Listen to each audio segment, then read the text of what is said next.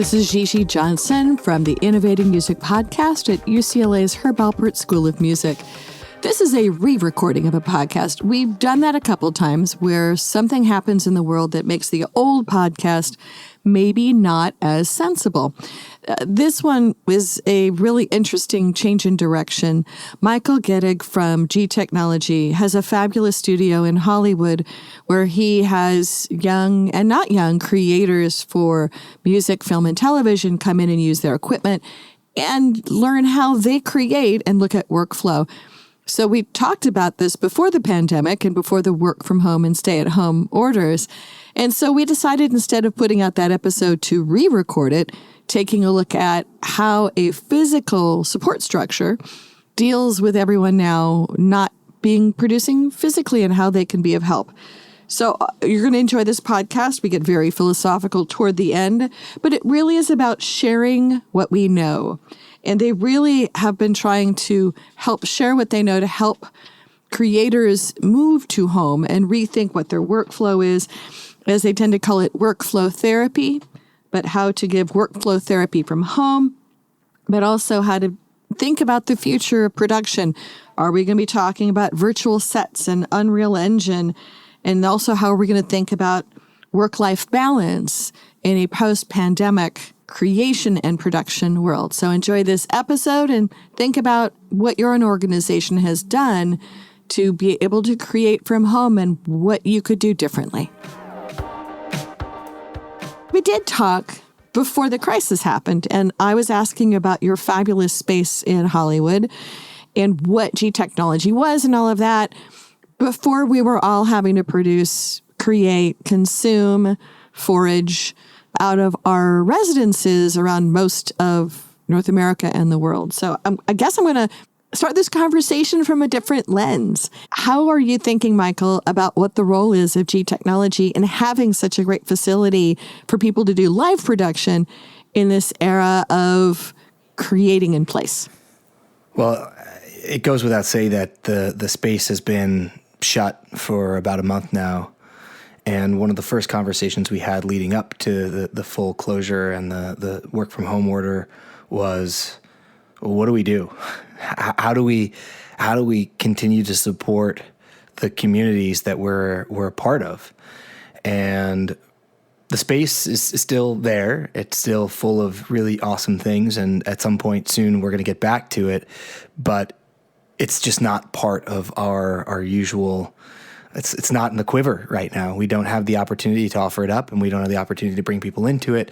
So we started with some of the basics. We started with what are the things that people are going to be doing right now, and this is 4 weeks ago, that we know that we can help with. And so we started with basic work from home guides, work from home primers, just communicating out to as many of our partners and our customers and our friends as possible, saying, hey, we're here. We know workflow. We know how to set this stuff up. Call us. And the team that I'm a part of, I mean, they're on the phone, they're on emails, they're responding to Twitter messages and Facebook posts. We get summoned now on Facebook. We've basically been a triage unit, and we don't have all the answers by any stretch. But if you look around, you can see a lot of hardware companies and a lot of software companies and a lot of really smart people who don't have any affiliations with companies who are just doing really good creative work, but who have experience with this, are sharing what they know. And that's what we felt like was the right thing to do, share what we know and find other really giving people who care about the creative communities and share what they know. So the one-on-one triage and the one-on-one conversations have been one part of this. We've started building out a resource guide, just literally aggregating links. It started as an Excel spreadsheet, and we started with different types of resources for different types of creatives. So for filmmakers, for photographers, for musicians. And then when the extent and I guess the power of this crisis became really apparent, we started looking out at financial resources and different things that were available to help keep people financially afloat, because that's a big part of this. It's a weird situation to be in. There's the duality of the high-end professional who's been working all their lives, who has amassed a little bit and has put some aside, and they can weather this storm. And then there are really wonderful professionals who are in the middle or the beginning of their career who don't have a lot put aside, and this is make or break, because how many months can you afford to not work? Well, I'm going to back us up a bit, because you and I talked before this, and we're actually intentionally re-recording this episode about what you guys do, but I think we almost need to step backwards to say in the before the upside down. You guys have a marvelous space in Hollywood, right next to actually a video company that just launched during this whole thing, where you have a space that creators who need space for video or audio production can come and use great technologies and get great expertise. So you were doing this live with a whole live delivery. Can you tell us a little bit more about what your space is and why it was created? Absolutely. And I appreciate your description of it, because it was more concise than I've ever been.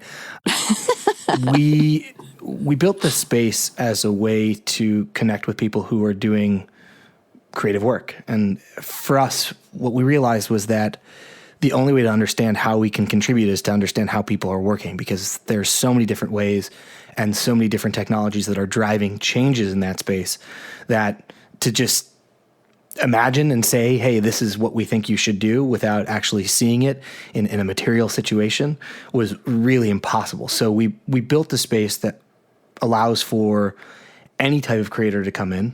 It's free of charge. There's no licensing agreement. We own nothing. You just have to behave. You have to be nice. And you can bring your dog. You can bring your dog. You can't do anything illegal. Mm-hmm. But aside from that, you have free reign. And we have computers, and we have cameras, and we have a recording booth, and we have lots of really great gear, and we have a theater, a 4K theater. And the whole idea was that, sure, the benefit for us in being able to understand how you're working is a very clear one, but it's also about giving back and becoming more participatory in creative communities than just a vendor or a service provider. It's really easy to be a manufacturer. I'm going to back up, though. Go ahead. I want to back up, because you guys are a vendor. So, right, this is what I find fascinating, is the contrast between the fact that you guys sell through other companies, not even directly to, or directly to people, I guess, also. I guess I don't tend to buy hard drives directly from the company, but I'm assuming that's also. You have fabulous hard drives for creators that are robust. So how did, and to back you up into the stories that you told when we first recorded this podcast, about how you got into this and why this thing launched at all. Because, I mean, you have a crazy title, and you've got an interesting mission that is almost, I shouldn't say at odds, but a really different lens on how to think about creator relationships as a physical goods company, which I'm assuming you're having. We'll talk about shipment in a second, but that, what led to that delivery, that different lens? Yeah. So how'd you do this? Why are you doing this? So I think in our first conversation, I talked about the gauntlet that was thrown down by my boss at the time, who basically said, how would you create a sustainable advantage, or what would you do to create a sustainable advantage for this company? And you think about hard drives, they aren't very sexy. They're very utilitarian. I think they're sexy. I just bought, though I must admit, it's not a G, it's a Western Digital, but it's not you guys. Yeah, it's part of the family. It's part of the family. It's part of the family. But really, I think from a technological perspective, it's very utilitarian, and it's hard for people to see the differences. It's really hard in a quick look at a box for somebody to understand what differentiates one drive from another, especially when most hard drives really focus on the I/O, they focus on the interface, and they focus on the enclosure, which is important. Aesthetics are certainly important. But when you get into the guts of a drive, trying to help somebody understand what makes one better than the other on a shelf at a Best Buy or at a Film Tools or a Melrose Mac or at a B&H, it's really hard. So when my boss at the time threw that question at me, I started parsing through that piece. Okay, cool. The technology is utilitarian, but we do use top of the line. We're using enterprise class drives and most of our product. We focus on what is a creator going to do differently? So we tune things a little bit differently. We tend to focus on reliability in different ways than a typical consumer drive.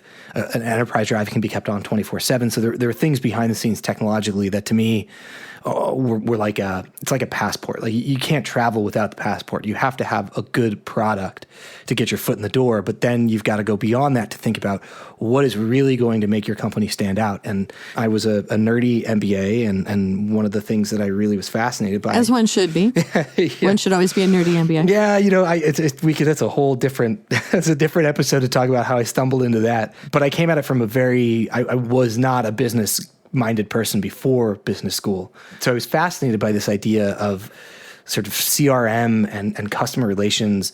And I did this project in business school working with a major credit card company, and they had a mathematician on their team who quantified the value of customer loyalty. And his math was like a beautiful mind.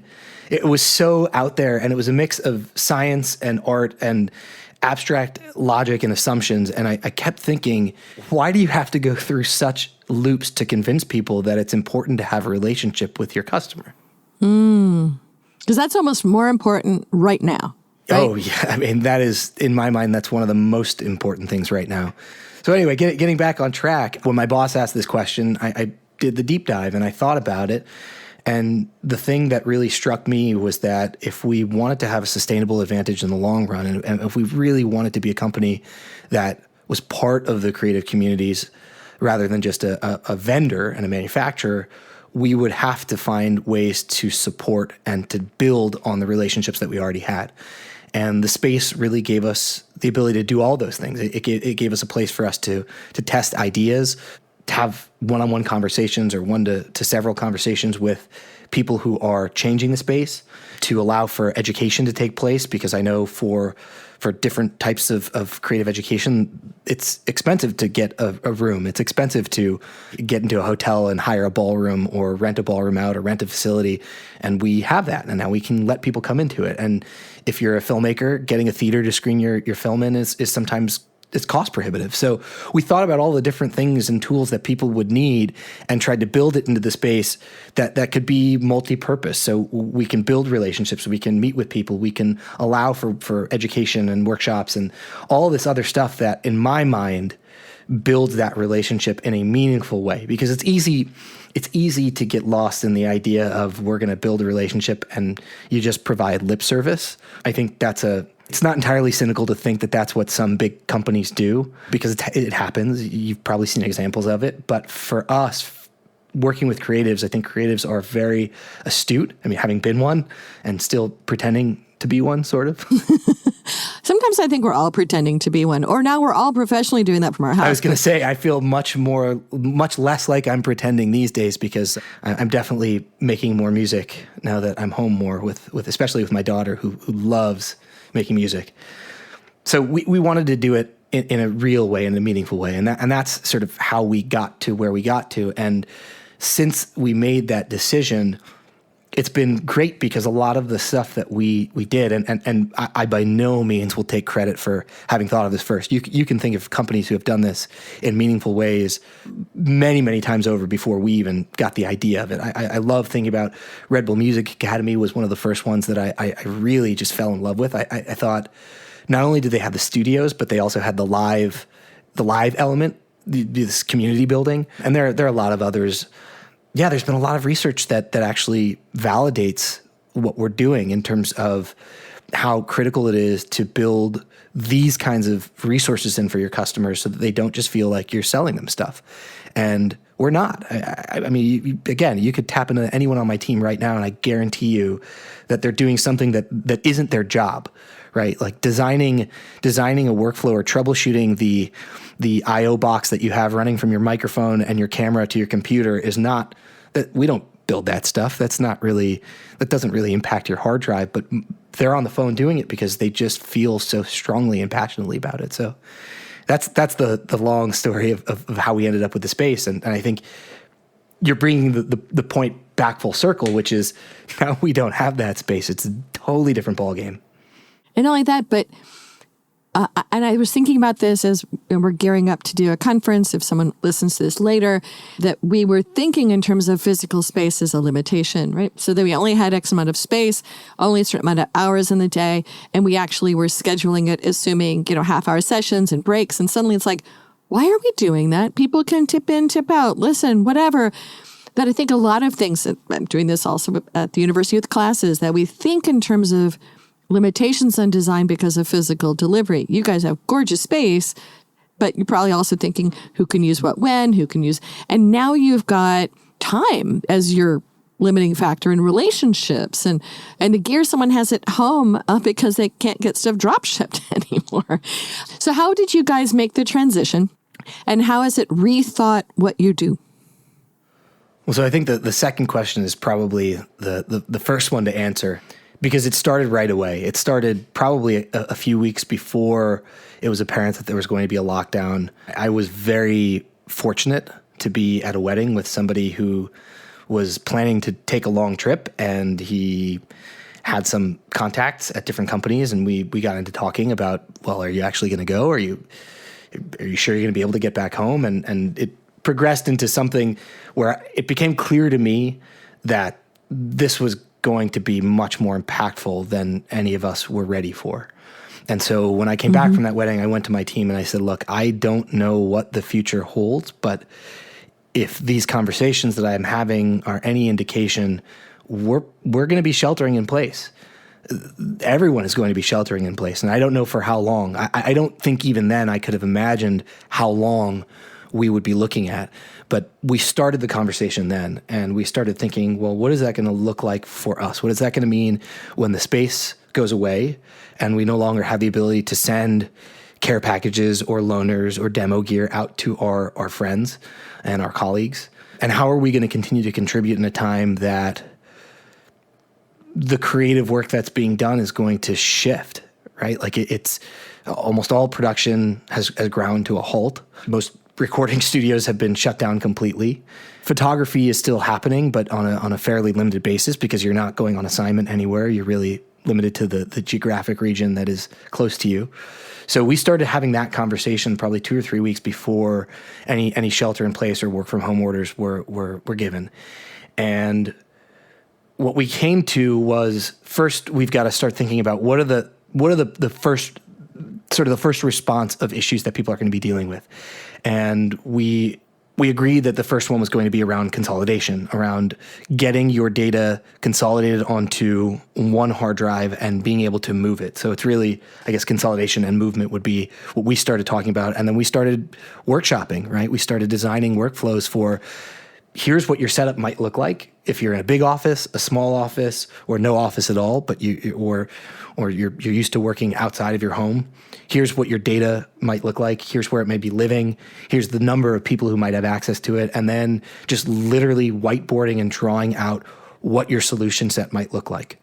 So just from getting data moved from point A to point B in an efficient manner and trying to alleviate that first line of panic. Because if you're working on a film and you've got, let's say your small doc, and I'm thinking of a specific example where they've got about 12 people working, and they have an office that everybody goes into, and the master copy of all the raw camera footage and all the raw audio is there. It's really easy for everyone to tap into their little NAS and to just hand off a hard drive. Well, what does that look like now that 12 people are in 12 distinct locations?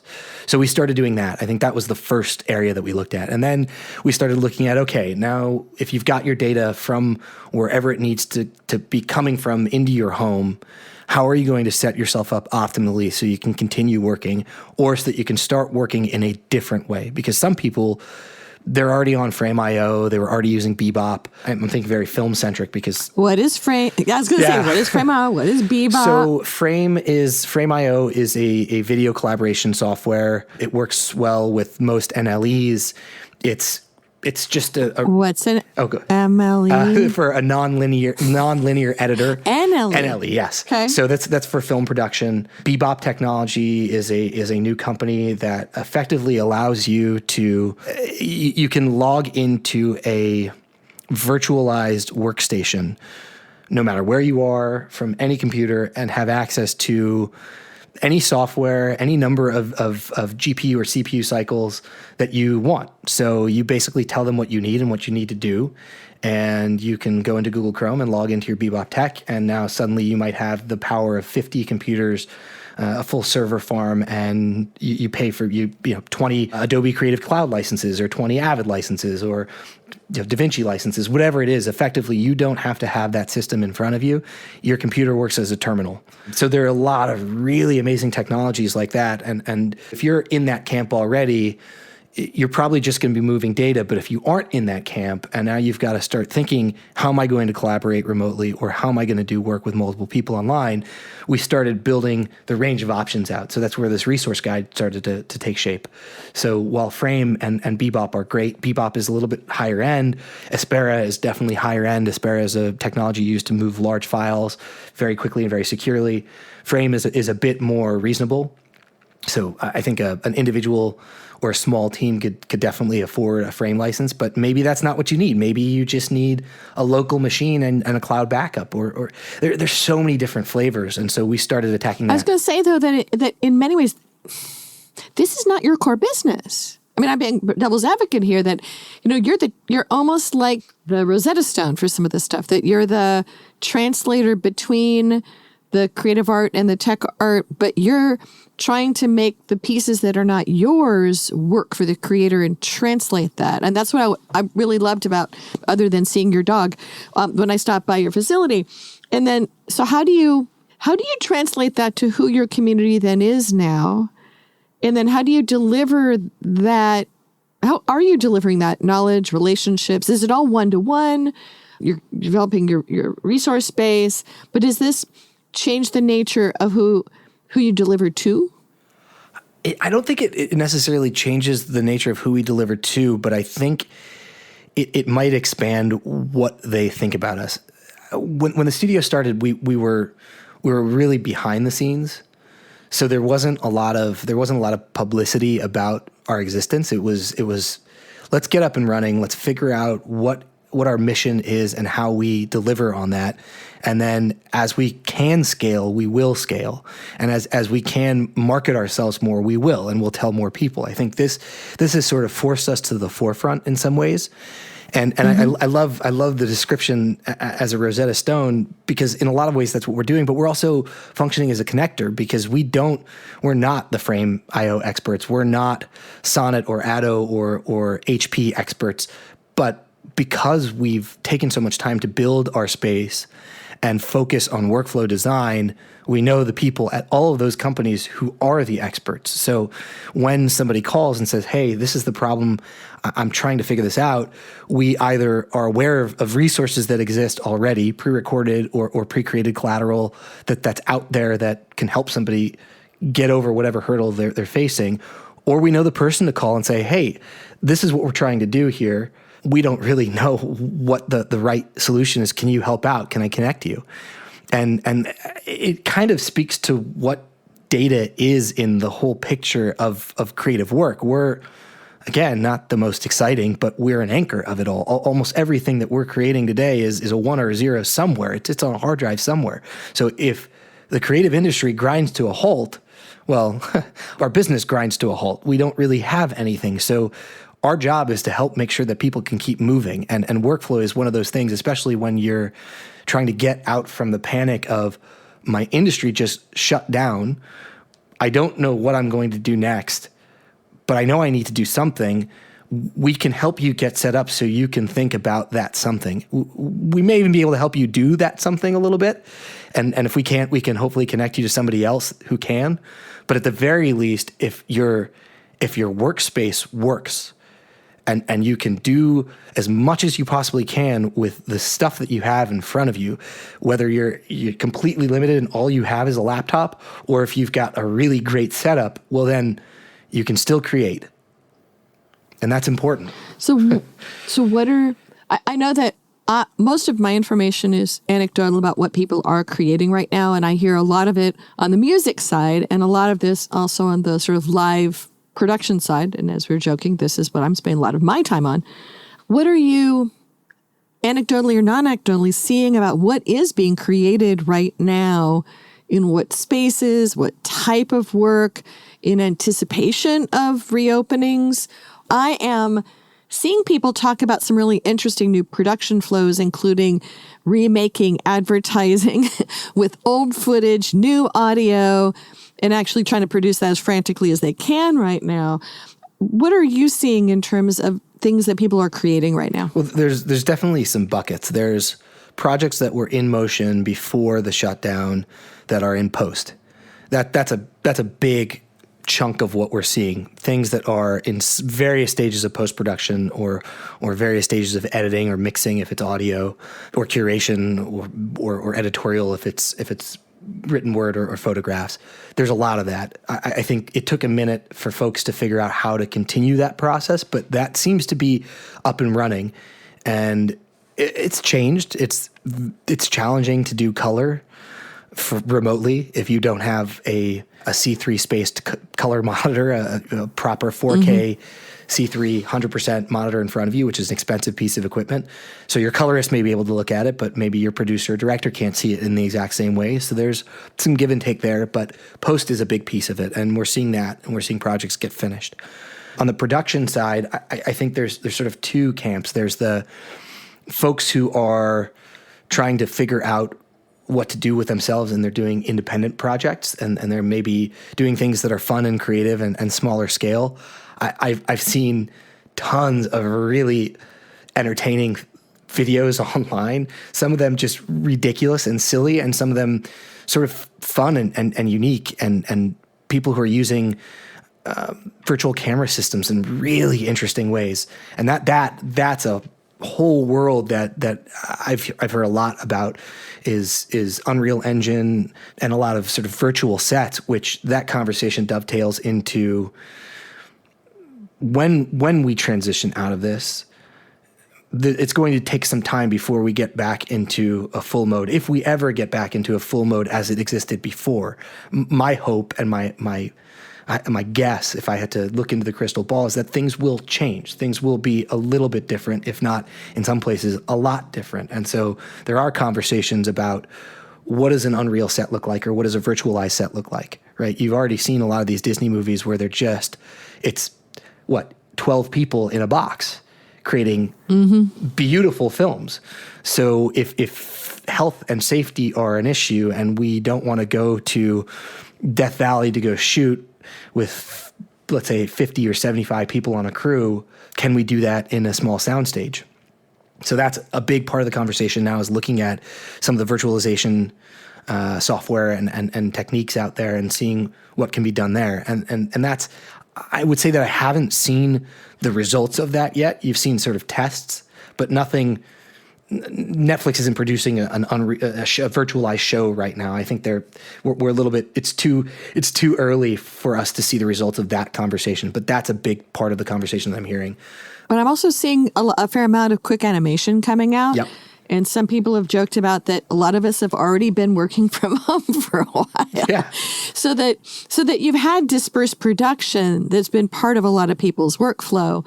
I definitely know whole teams who live in different cities who've been not simultaneously creating, but have been, moving it from time zone to time zone, moving the work along, or, adding instrumentation that a lot of people have been living out of their home studio for a long time now. They don't necessarily, they might go back in the kitchen and eat more. Sorry, that's me right now.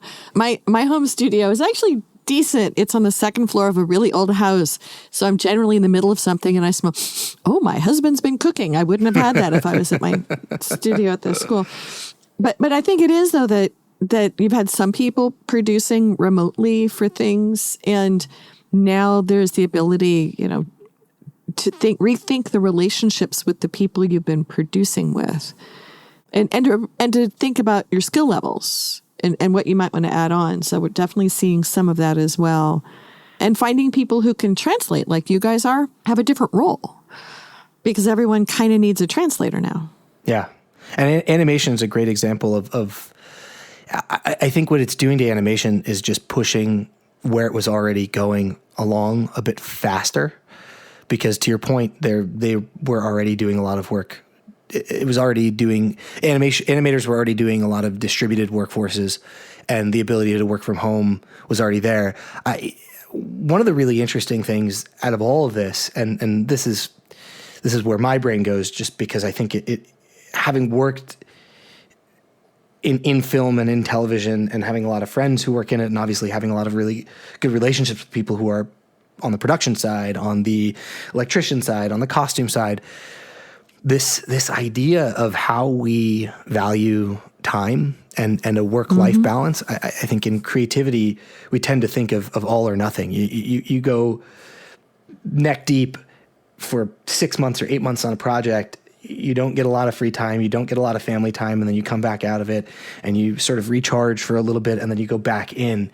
And you don't have that luxury. If you're at home, like I am with a young child, like many people are with young children, or not even young children, with any kind of children or any kind of family or anyone else besides yourself, the reality is that it's a different way of working. And there's been a lot of conversations that are a little bit more philosophical about what that means going forward. Do we carry some of these lessons forward about how much people are actually enjoying this family time and how much they appreciate having it into whatever comes next, so that we don't go back to crazy 18-hour workdays that are sometimes unhealthy. So that's been really interesting, especially because from a hard drive perspective, I'm thinking about it as it's a time efficiency thing. We preach this all the time, every day, every conversation somehow comes back to, well, do you value your time? Right? A good hard drive is going to be faster. It's going to be more reliable. It means that you don't wait around for something. And it's a very myopic viewpoint, but it's, I guess, 5 years of working in this will do this to you. It's a little bit of brainwashing, I guess. But I think about that. I go, well, is the investment of an extra $100 worth 2 hours a day to you, or an hour a day to you, depending on what you're doing?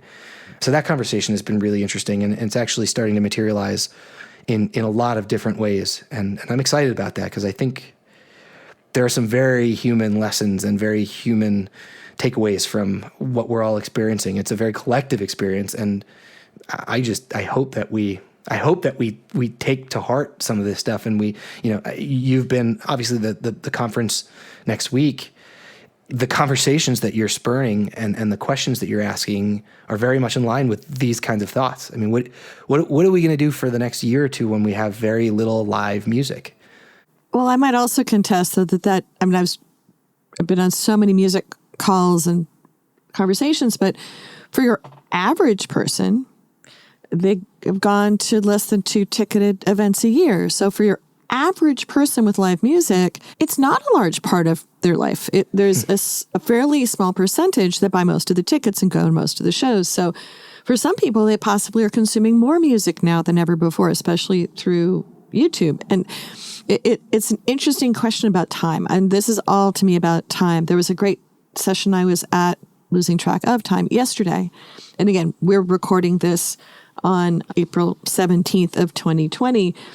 That was by one of my alma maters, Fielding Graduate University, and Jerry Lynn Hogue, who I adore, was talking about the joy of missing out, JOMO. That we get so frantic about we're supposed to be doing X, Y, or Z, but now we're able to take the time. And what is it that may change our overall understandings of our desired relationships with space and time and family when we're all looking at time? And I've been talking to my past self a lot about what she thought was important 4 or 5 months ago was mostly not important. The other thing I find funny, which comes back to hard drives, my husband tripped over a box in one of our rooms. He goes, "What's this?" I said, I found all my old hard drives.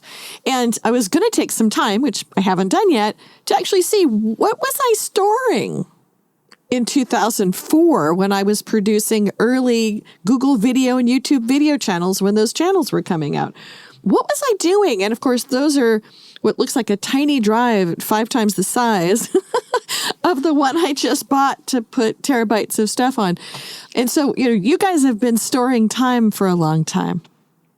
And are we collecting and making the things we want to be during this time is an interesting question, and how it affects our time of working with each other. So I will stop waxing philosophical, but to me, this is all about time right now. It doesn't feel philosophical at all. It feels very, very real.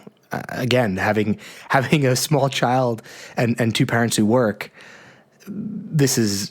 time is a very real and very precious resource. And what I do with my time, what any of us do with our time, especially when we are so aware of it, because I think being confined to a particular space makes it easier to be aware of time, or maybe I am becoming hypersensitive in some ways, but also it's become a bit of an abstraction. Like you had to remind me that today was Friday, but at the same time, I know that we're already mid-afternoon, and in a few hours, I'm going to start cooking dinner, and then we're going to go into our nighttime routine, and then my daughter's going to go to bed, and I'm going to be exhausted, and I'm going to pass out. So it's just a weird sort of vortex, but you're right.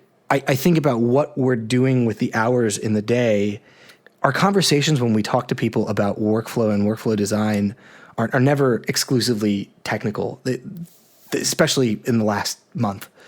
Even before this, they were never specifically technical, but especially this last month, there's a lot of emotion, and there's a lot of, we had a series of events, and we'll probably bring them back up online pretty soon, called Workflow Therapy, because it does feel very much like we're in a therapy session. We're doing talking therapy to help people understand what is important in their day and how to think about that, and not telling them, but actually ascertaining that from them and letting them say it out loud so they can hear it and go, you know what? You're right. I don't want to spend my time doing that. Or you know what? I actually do want to save that so that I can go do these other things. And right now it's a good moment to be focusing on that. And yeah, it's very easy to get philosophical about it because we're all experiencing it in very, very unique and strange ways that I hate saying unprecedented because it gets bandied about every day, but it is unprecedented. I don't know anyone who's ever had this experience at this scale. It's weird. It's very strange. It depends on if you have older relatives still alive. My father, who passed a while ago, would plant vegetables in his yard to provide food for his community up in Oregon, and had a job at a bakery attempting to make some living for the 5 people in his household. So in many ways, I think a lot of my husband's grandmother, who used to wash out all the Ziploc bags, and we actually find ourselves doing that right now. But there are people who've been through pieces of this puzzle, which we have conversations in my classes about this a lot now. I actually am looking at some of this stuff, and I was doing a lot of really inexpensive, crazy video production from my home back in 04, 05. And my kids are in those, and they're actually on YouTube. I challenge people to find them. They are there. But it's like time stops. And we've been talking, we're in an old 1910 Queen Anne, that we've been back to working on it. And my husband and I, we've been married for 30-something years, and we're looking back going, this is what our life was like when the kids were little. We didn't have money. We were working out of the house. We were spending time at home. And it's almost like we've returned to a version of ourselves, though our kids are now in their 20s and one still lives at home. We're now thinking about what do we create out of our house and what's important where we live. And we're, as you're saying, cooking dinner and spending time and not just looking at great bread recipes, but I'm creating content right now and talking with people about their lives and trying to get people to rethink about that joy of missing out with each other. But I will step off that philosophical bandwagon and ask you, as we've talked for quite a while now, is there anything else you'd want to comment on or share as we wrap up?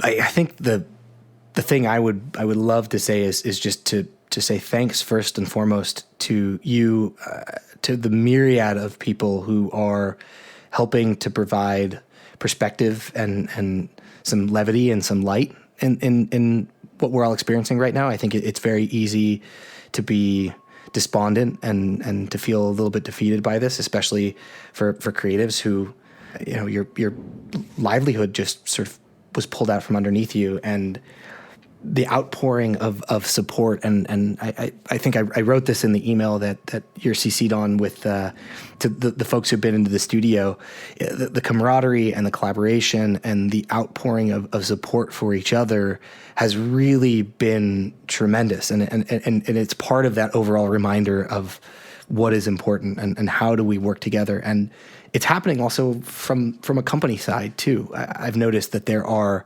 a lot of really wonderful people from a lot of companies, and some companies have everything to gain from it and some have nothing, but they're out there doing everything they can to help people, help creatives to continue doing what they do and find ways to continue doing what you are passionate about. And that's, as a final thought, I think that's what I'm really the most excited about. And that's my shred of optimism, or not shred, I have a lot of optimism. It's one of the things that I'm most optimistic about is the creative ingenuity that is going to come from all of this. I lived in New York, maybe, 15 blocks away from the World Trade Center in 2001. And I remember the full year after it, the outpouring of creativity in a world that seemed to be turned upside down. Now, I'm not comparing the current situation to September 11th at all. They're fundamentally different things. But in terms of a shared experience that is scary and anxiety-laden and challenging in so many different ways, there are some likenesses. And what I'm excited about is the fact that there are some really brilliant people sitting at home right now thinking about what they're going to do next. And there will be some breakthroughs while we're all working our butts off at home trying to do our jobs and feel things differently and approach things differently. It will happen. There are going to be some great pieces that come from this. And I can't wait, because you're already seeing it and you're seeing it in trickles now. But we, at least in LA, we've got about another month at minimum of this. And once that month is done, we have some amount of time to be determined when public gatherings are not going to be a thing. So we talk about live concerts, but you can talk about movie theaters, productions. Yeah. There, just go down the line. And so there are going to be some really brilliant people figuring out ways to do things differently, coming up with unique ways to still be creative. And there are going to be new types of creative output. I mean, we're already seeing this like live DJ, live dance party, shared dance party, or shared yoga lesson, or shared dance lesson. All these things that kind of happened in smaller doses, they're starting to really percolate, and people are getting really good at them. So I'm excited about it. And if anyone needs help, feel free to reach out to us. I think it's obviously, I want to make sure that you know that the studio team, we're here to help. We're really easy to find. You just email us at thestudio@g-technology.com. If you want access to the resource guide, I'll send you a link to it. That way you can share it out and put it on the podcast page. It will be in the show notes. Beautiful. Absolutely. And if anyone has a resource that they found that is useful, we just started a miscellaneous section where we're putting entertainment, like things that are nice to watch, things that you would like to spend your time doing. And we've seen some really, really great examples of that. So if you've got a resource that is either educational or entertainment or financial aid or grants, send it our way. It's a totally public site. It's out there for anyone to use. We would love that. And the more we can share, I think the more help that we can give. So, well, Michael, I'm glad we could re-record this interview and bring our current thoughts to bear. We'll look forward to coming back to your space as we get into the new abnormal, or whatever we're calling all of this now. I keep calling it the upside down because it does feel like Stranger Things in several different ways. Or really, again, time travel, being back in my life from, 20 plus years ago. So appreciate your joining us, and appreciate everyone who joins us here at Innovating Music. Thanks so much for having me.